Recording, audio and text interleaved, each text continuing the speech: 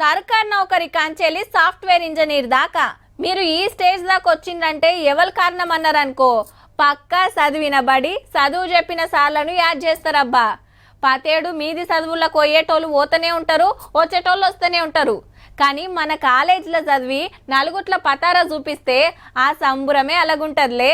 ఇగో గిట్లా civil judge job కొట్టినందుకే ఈ సన్మానం. పేరు నరేష్. 5 ఏండ్లు లా చదివింది బాగ్లింగంపల్లిలున్న అంబేద్కర్ కాలేజీలా. మొన్న పోస్టులకు పరీక్షలు పెడితే రాసిన ఫస్ట్ సారే కొలువొచ్చిందంటే చూడుండ్రిగా. ఎమ్మటే పిలువనంపి కాలేజీ కరెస్పాండెంట్ సరోజా మేడం గిట్లా సన్మానం చేసిందన్నట్టు.